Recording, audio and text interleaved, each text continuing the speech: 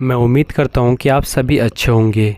आज फिर से मैं आप सभी के लिए एक स्टोरी लेकर आ गया हूँ जिसका नाम है मैं तुम्हारे पास कभी वापस नहीं आऊँगा पार्ट 14। अगर आपने पार्ट 1 से पार्ट 13 तक नहीं देखा है तो पहले आप वो देखिए, नहीं तो ये स्टोरी आपको समझ में नहीं आएगी। तो चलिए आज की स्टोरी शुरू करते हैं। साक्षी कहती है मानना पड़ेगा, रस्सी जल गई पर बल नहीं गया। इतना घमंड अच्छा नहीं होता डिम्पल, और छोड़ो, मैं तो तुम्हें यहाँ कुछ दिखाने आई थी। डिम्पल कहती है क्या दिखाने? साक्षी अपना फ़ोन निकाल कर एक वीडियो ऑन कर अपना फ़ोन डिम्पल के हाथ में पकड़ा देती है। साक्षी कहती है कल मैं और मेरी मॉम सिद्धार्थ के घर गए थे, सिद्धार्थ के डैड से मिलने। वहाँ मुझे ऐसा कुछ दिखा जिससे मुझे ये लगा कि ये तुम्हें इस बारे में पता होना चाहिए, इसलिए तुम्हें इस बारे में बताने आई हूँ। लेकिन तुम यकीन नहीं करोगी, इसलिए वीडियो रिकॉर्ड करके लाई हूँ। डिम्पल वीडियो को देखने लगी। वीडियो में सिद्धार्थ डिम्पल के बनाए खाने को डस्टबिन में फेंक रहा था। साक्षी कहती है ये सिर्फ एक बार नहीं बल्कि हर बार जब भी तुम सिद्धार्थ को खाना देती हो, सिद्धार्थ ने उसे खाना तो दूर की बात खोल कर देखता तक नहीं है बल्कि ऐसे ही कचड़े में फेंक दिया। बेचारी डिम्पल, इतनी मेहनत से तुम सिद्धार्थ के लिए खाना बनाती हो, अपने हाथ जला लेती हो, बट आई एम सॉरी। शायद सिद्धार्थ ने इस जले हुए हाथ को कभी नोटिस नहीं किया होगा। क्यों ऐसे लड़के के लिए तुम अपनी लाइफ और टाइम दोनों बर्बाद कर रही हो? सिद्धार्थ तुमसे कभी प्यार नहीं करेगा, और जानती हो इसकी वजह क्या है? तुम एक मिडिल क्लास लड़की हो। तुमने सोच भी कैसे लिया कि एक अमीर लड़का तुम जैसी लड़की से प्यार करेगा? वो तो सिद्धार्थ सबसे अलग है, वरना अगर उसकी जगह कोई और होता तो तुम्हारी जैसी लड़कियों को एक रात के बाद इस्तेमाल करके छोड़ देता। साक्षी की बातें सुन डिम्पल की मुट्ठी कसती जा रही थी।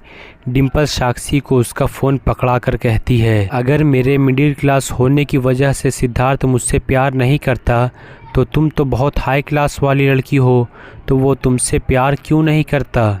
और तुमने बिल्कुल ठीक कहा, सिद्धार्थ सबसे अलग है, इसलिए तो मैं उससे प्यार करती हूँ। और तुमने जो भी मेरा ब्रेन वॉश करने की कोशिश की थी ना, वो बहुत अच्छी कोशिश थी। ऐसी कोशिश करती रहना, मुझ पर इसका घंटा कोई असर नहीं पड़ेगा। डिम्पल साक्षी को आंख दिखाते हुए वहाँ से चली गई। रात के समय हमेशा की तरह डिम्पल छत पर बैठी चांद से बातें कर रही थी। डिम्पल कहती है प्यार नहीं करता? क्यों नहीं करते हैं मुझसे प्यार? प्यार नहीं करते तो मुझे किस क्यों लिया था? प्यार नहीं करते तो मेरी केयर क्यों करते थे? प्यार नहीं करते तो तुम्हारी आंखों में मुझे अपने लिए प्यार क्यों नज़र आता है? आखिरी लाइन तक आते आते डिम्पल की आंखें नम हो गई।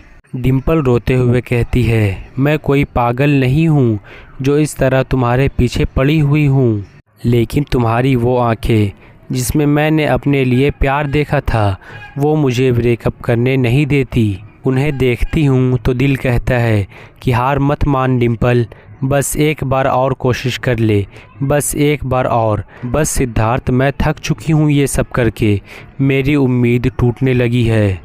प्लीज़ अपनी फीलिंग को समझो सिद्धार्थ, वरना कहीं ऐसा ना कि बहुत दूर हो जाए, और अगर एक बार देर हो गई तो मैं भी कुछ नहीं कर पाऊँगी। कुछ दिनों बाद आज डिम्पल के कैफ़े में ड्यूटी थी, इसलिए वो जल्दी तैयार होकर कोई ऑटो या रिक्शा मिल जाए इसका वेट कर रही थी। अब अगर आप ये सोच रहे हैं कि डिम्पल के पास तो साइकिल है तो वो उससे क्यों नहीं जा रही है, तो वजह यह है कि उसे खबर मिली है कि आज सिद्धार्थ कॉलेज नहीं आएगा, बल्कि पूनम जी जो कुछ दिनों से अपनी चचेरी बहन के यहाँ गई हुई थी उन्हें लेने जाएगा। और कमाल की बात तो ये है कि पूनम जी की बहन का घर कैफ़े के पास ही था, तो बस ऑटो रिक्शा का तो बहाना था। असल में डिम्पल सिद्धार्थ का इंतज़ार कर रही थी कि कब सिद्धार्थ आए और कब डिम्पल उसे लिफ्ट लेकर उसके साथ थोड़ा टाइम स्पेंड कर सके। डिम्पल के काफ़ी देर इंतज़ार करने के बाद आखिर में सिद्धार्थ अपनी बाइक से वहां आ ही रहा था। इससे पहले कि वो डिम्पल को नज़रअंदाज कर वहां से जा पाता, डिम्पल उसकी बाइक के सामने आ गई। सिद्धार्थ ने उसे देखते ही तुरंत ब्रेक लगा दी। सिद्धार्थ गुस्से से कहता है, तुम पागल हो क्या? अभी अगर मैं ब्रेक नहीं लगाता तो जानती हो क्या हो सकता था?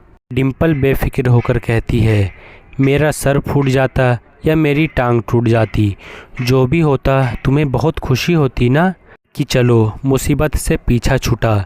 सिद्धार्थ कहता है, सच में जिस दिन तुम मेरी ज़िंदगी से चली गई ना, मुझे बहुत खुशी होगी। डिम्पल को उसकी बात सुनकर बुरा तो लगा, लेकिन उसने बिल्कुल अपने चेहरे पर भाव नहीं आने दिए। डिम्पल कहती है, हाँ बहुत अच्छी बात है। खैर अगर तुम कैफ़े की तरफ जा रहे हो तो मुझे वहाँ छोड़ देना प्लीज़। सिद्धार्थ कहता है, नहीं मैं वहाँ नहीं जा रहा हूँ। डिम्पल कहती है, कोई बात नहीं, फिर भी प्लीज़ मुझे वहाँ छोड़ दो। अगर देर से पहुँची तो बॉस बहुत डांटेंगे, शायद सैलरी भी काट दें, प्लीज़ मेरी हेल्प कर दो। डिम्पल सिद्धार्थ की तरफ बहुत उम्मीद भरी नज़रों से देख रही थी, जिससे सिद्धार्थ उसे मना नहीं कर पाया। सिद्धार्थ कहता है, ठीक है, लेकिन चिपकने की कोशिश मत करना।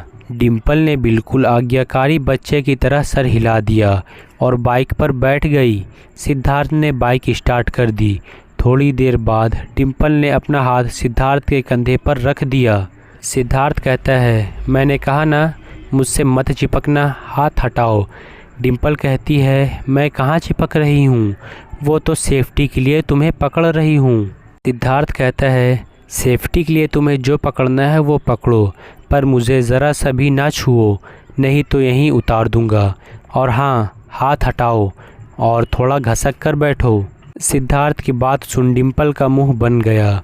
उसने अपना हाथ हटाया और उससे थोड़ा दूर होकर बैठ गई। डिम्पल कहती है, वैसे तुम्हारी वो आशा बहन कैसी है? उसके सवाल पर सिद्धार्थ उसे सीधा मिरर में घूरने लगा, जिसे देख डिम्पल ने कहा, क्या हुआ? मैं तो बस पूछ रही हूँ। सिद्धार्थ कहता है, पूछ रही हो या मजाक उड़ा रही हो? डिम्पल कहती है, जो तुम्हें सही लगे वो मान लो। खैर तुम्हें पता है दुनिया कितनी बेकार हो गई है और इंसान कितना पागल होता जा रहा है। सिद्धार्थ कहता है, क्यों, ऐसा क्या कर दिया इंसानों ने? डिम्पल कहती है, अरे इंसानों ने नहीं, इंसान। मेरे पड़ोस में एक आंटी रहती हैं, उन्होंने अपनी बहू को कहा कि दूध का ध्यान रखना, उबल कर नीचे ना गिरना चाहिए। अब वो तो कहकर चली गई। अब बेचारी वो बहू का ध्यान नहीं रहा और दूध उबल कर नीचे गिर गया। अब इतनी सी बात पर उसकी सास ने उसे घर से निकाल दिया। बताओ, इतनी सी बात पर कोई किसी को घर से कैसे निकाल सकता है? सिद्धार्थ कहता है, तो मैं क्या करूं? उसकी बहू को वापस लेकर आऊं? डिम्पल कहती है, अरे मैं तो बस बता रही थी कि ऐसे भी लोग होते हैं इस दुनिया में, या सिर्फ हमारे भारत में ही ऐसे लोग होते हैं? तुम्हें क्या लगता है? सिद्धार्थ कहता है, जैसे भी लोग हो, मैं क्या कर सकता हूँ? डिम्पल कहती है, तुम्हें पता है मेरी फ्रेंड ने मुझसे एक बार कहा था कि उसने ऐसे कौन से पाप किए थे जो इंडिया में पैदा हो गई, किसी विदेश में पैदा होना चाहिए। पता नहीं लोग ऐसे कैसे सोच लेते हैं। मैं तो हर जन्म में भारत ही में पैदा होना चाहती हूँ। और तुम कहाँ पैदा होना चाहते हो सिद्धार्थ? सिद्धार्थ चिढ़कर बाइक रोक देता है और कहता है, तुम थोड़ी देर चुप नहीं रह सकती क्या? जब से बकर बकर किए जा रही हो, उतरो मेरे बाइक से। डिम्पल कहती है, अच्छा सॉरी, अब कुछ नहीं बोलूँगी, प्लीज़ बाइक स्टार्ट कर दो। सिद्धार्थ कहता है, ओ जी सामने देखिए, आपका कैफ़े वहाँ आ गया है, अब उतरिए। डिम्पल सामने देखकर कहती है, oh thank you. Dimple bike से उतर जाती है। सिद्धार्थ वहाँ से जाने को हुआ, पर डिम्पल ने उसे रोक लिया। सिद्धार्थ कहता है, अब क्या हुआ? डिम्पल मुस्कुराकर कहती है, कुछ नहीं, बस तुम्हें देखने का मन किया, जाओ। सिद्धार्थ कहता है, पागल लड़की। सिद्धार्थ बाइक स्टार्ट करके वहाँ से चला गया। डिम्पल भी थोड़ी देर वहाँ खड़ी रही और उसके बाद कैफ़े के अंदर चली गई। थोड़ी देर बाद डिम्पल काउंटर पर खड़ी कुछ सोच रही थी, तभी शीतल वहाँ आती है। शीतल कहती है, डिम्पल बॉस तुझे बुला रहा है। पर डिम्पल ने कुछ रिएक्ट नहीं किया, वो अभी भी अपने सोच में गुम थी। शीतल कहती है, डिम्पल, ओ डिम्पल। डिम्पल होश में आकर कहती है, हाँ क्या हुआ? शीतल कहती है, मैं कब से तुझे आवाज़ दे रही हूँ, किस सोच में गुम है तू। डिम्पल कहती है, अरे कुछ नहीं, तू बोल ना, क्या काम था। शीतल कहती है, तू सिद्धार्थ के बारे में सोच रही थी ना। डिम्पल शीतल को एक नज़र देखती, उसके बाद अपनी नज़रें फेर लेती है। शीतल कहती है, हे डिम्पल, क्या बात है, तू मुझसे बता सकती है। डिम्पल कहती है, कुछ नहीं यार, बस मैं थक चुकी हूँ। सिद्धार्थ के रूड व्यवहार से ये सब मुझे तोड़ता जा रहा है। शीतल कहती है, डिम्पल, मुझे लगता है कि तुझे ये सब बंद कर देना चाहिए, इन सब से सिद्धार्थ तुझसे दूर जा रहा है। डिम्पल कहती है, ये सब छोड़, तू ये बता मुझे क्यों बुला रही थी। शीतल कहती है, हाँ तो वो बॉस बुला रहे थे तुझे। डिम्पल कहती है, वो तो पहले बोलना था ना, मैं अभी जाती हूँ। डिम्पल तुरंत बॉस के केबिन में चली जाती है। डिम्पल कहती है, बॉस आपने बुलाया। बॉस कहते हैं, हाँ अंदर आ जाओ। डिम्पल स्माइल के साथ अंदर जाती है। बॉस कहते हैं, मैंने सबको सैलरी दे दी है, बस तुम ही बची हो। बॉस डिम्पल को एक लिफाफा देते हैं। डिम्पल ने उसे खोलकर देखा तो पैसे उसके सैलरी से ज़्यादा थे। डिम्पल कहती है, बॉस आपने गलती से 3,000 रुपये ज़्यादा दे दिए हैं। बॉस कहते हैं, मैंने गलती से नहीं, जानबूझकर दिए हैं। डिम्पल कहती है, पर क्यों। बॉस कहते हैं, कल तुम्हारा जन्मदिन है ना, तो मेरी तरफ से तुम्हें एडवांस में गिफ्ट। डिम्पल कहती है, पर ये तो बहुत ज़्यादा है बॉस। बॉस कहते हैं, कुछ ज़्यादा नहीं है, और हाँ, तुम्हारा बर्थडे पार्टी हमारे कैफ़े में ही होगा, तो तुम अपने दोस्तों को यहाँ बुला लेना। डिम्पल कहती है, सर ये बहुत ज़्यादा हो जाएगा। बॉस कहते हैं, मैंने तुम्हें हमेशा अपनी बेटी की तरह देखा है, तो मैं अपनी बेटी के जन्मदिन के लिए इतना तो कर ही सकता हूँ। बॉस की बात सुन डिम्पल की आंखें नम हो गई। बॉस कहते हैं, अब खड़ी क्यों हो, जाओ, एक ऑर्डर आया है, उसकी डिलीवरी करके आओ, और अगर डिलीवरी लेट हुई तो जो पैसे मैंने तुम्हें दिए हैं वो सारे मैं वापस ले लूँगा। डिम्पल हंसते हुए कहती है, ओके बॉस। डिम्पल केबिन से बाहर आ गई और ऑर्डर लेकर कैफ़े से बाहर निकल गई। डिम्पल रोड पर स्कूटी चलाई जा रही थी कि अचानक एक कार उसके सामने आ गई, जिससे डिसबैलेंस होकर वो वहीं गिर गई, पर उसे ज़्यादा चोट नहीं आई थी, इसलिए वो आराम से खड़ी हो गई और सामने खड़ी कार को गुस्से से घूरने लगी। डिम्पल कहती है, ओ हेलो, मेरा सत्यानाश करके गाड़ी में क्यों बैठे हो, बाहर आओ।